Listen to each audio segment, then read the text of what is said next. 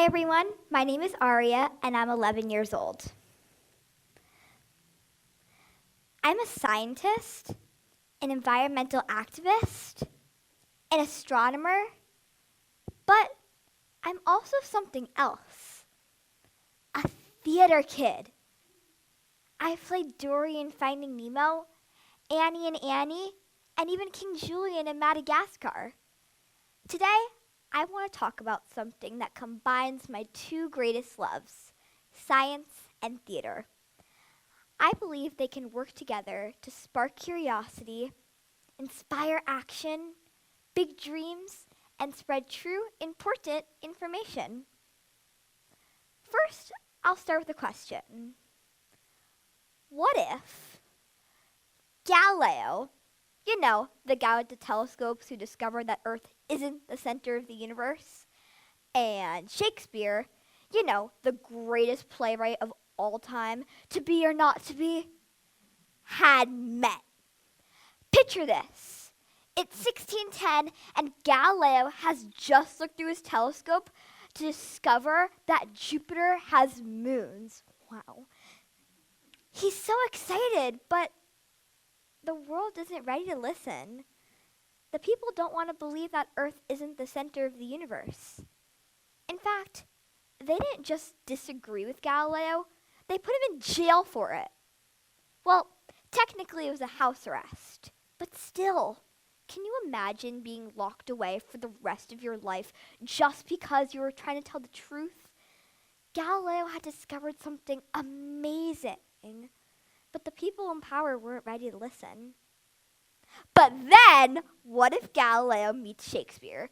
Did you know they were only born 2 months apart in the same year, 1564? Shakespeare listens to Galileo's ideas and says, wait, this is a story. I can work with this. Soon, Shakespeare's on stage with a new play about a brave astronomer who looks to stars and saves the day. If the truth had spread faster, would Galileo have been understood sooner? Or imagine if Einstein and Dickens could have teamed up. I was lucky enough to get to go to Einstein's house in Bern, Switzerland, and Dickens' house in London, England. I got so emotional being in Einstein's house, seeing where he lived and worked. I even got to be in the window seat where Einstein wrote the equation E equals mc squared. And at Dickens' house, I got to see where he wrote some of the greatest novels in the world. My favorite is Great Expectations, and I got to be where he wrote that. So, if they teamed up, Dickens would have turned Einstein's ideas about space and time into a story about bending time to save a family. Instead of people saying, relativity is too complicated, they'd say, wow, this story makes so much sense. I know these are just hypotheticals, but what if they're not so impossible? What if science and art could come together to spark something amazing? Now, let's try something fun. We're going to learn something surprising about bananas. That's right, bananas. Here's a fact. Bananas are radioactive. That's true. Bananas contain a small amount of potassium-40, a naturally occurring radioactive isotope. But don't worry, the radiation's so small that's completely harmless. Now, let's share that fact with you in 2 different ways. Way 1, the textbook approach. I want you to listen very carefully to this. A banana has about 0.1 microsieverts of radiation, which is a measurement of ionizing radiation absorbed by the body. This part of natural radioactive decay of potassium-40, an isotope found in bananas and other potassium-rich foods. This dose is harmless, especially when compared to everyday exposures, like taking a flight, which can expose you to 100 times more radiation than eating a banana. Did you get that? Probably some of it, but not all of it. It's accurate, but it feels a little boring. Let's try something else. Way 2, the theater approach. I want you to imagine that this is a mini play. Act 1, spotlight on a banana sitting on the table. The narrator steps forward with dramatic music. Ladies and gentlemen, behold the humble banana. Sweet, golden, and radioactive. That's right, my friends. Hidden inside this cheerful fruit is potassium-40, a tiny little isotope with a big secret. It's radioactive. But don't worry, my friends. Eating a banana won't turn you into a superhero or a glow stick.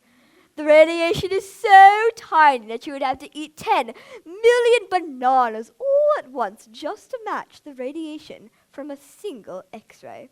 So eat up, my friends, and thank science for this perfectly safe, slightly radioactive banana. What did you think? Which way did you like better?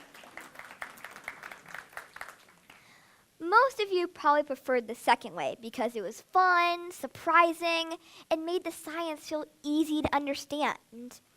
This is exactly why they combine science and art. The first way gave you the information, but the second way made you feel it. It's easier to understand something when it shares a story or an experience. I've always loved science. When I was 10, I got to attend college lectures at the Florida Atlantic University. I remember stepping into a room full of students much older than me, feeling a little nervous, but also excited to learn. One talk was about the theory of white holes. That's the theory of what might be beyond a black hole. Another was about artificial intelligence. I also attended the observatory and looked through these huge telescopes. The professor was absolutely fascinating and taught with this sort of theatrical approach. And it made me think, why isn't science taught more like theater? One of the most amazing experiences I've ever had was attending space camp at the Kennedy Space Center. It was like stepping into a real-life science adventure. I got to learn about space exploration, train like an astronaut, and even do simulated Mars missions. It showed me just how much teamwork, creativity, and storytelling are involved in science. Around that time, I started a club at my school called Global Guardians. It's all about helping the planet using the United Nations global goals. We've added recycling bins to our beach, hosted cleanup days, sent school supplies to an orphanage in Haiti, and taught younger kids about recycling and sustainability. It's been amazing to see how combining science with a little creativity can inspire people and make real changes.